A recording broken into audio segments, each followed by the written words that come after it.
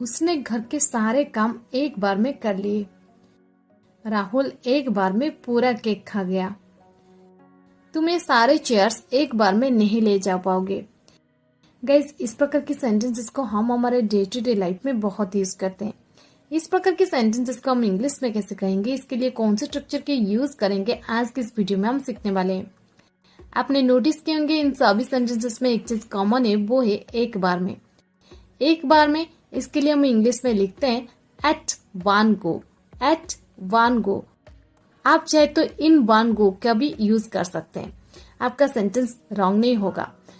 एक बार में के लिए आपको एट या फिर इन का यूज कर देनी है। ओके, सो चलिए इसका कंप्लीट स्ट्रक्चर देख लेते हैं। स्ट्रक्चर में पहले आपको यूज करना पड़ेगा कंप्लीट सेंटेंस, इसके बाद आपको यूज कर देने एट वन गो या फिर इन वन गो। चलिए कुछ एग्जांपल्स लेते हैं ताकि आपको ये स्ट्रक्चर और भी अच्छे से क्लियर हो जाए। उसने घर के सारे काम एक बार में कर लिए। She did all the house chores in one go. She did all the house chores in one go.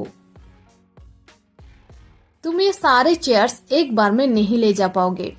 You won't be able to carry all these chairs in one go.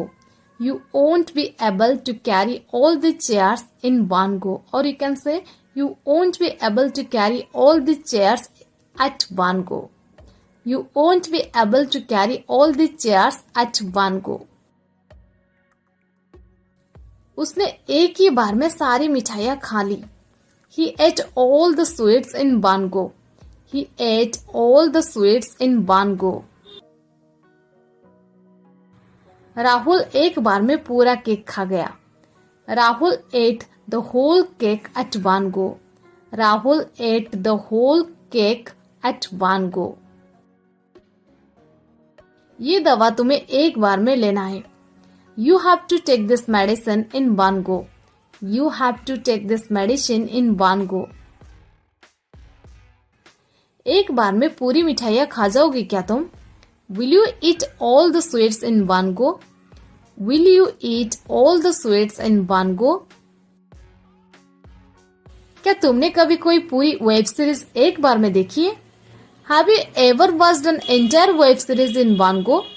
Have you ever watched an entire web series in one go?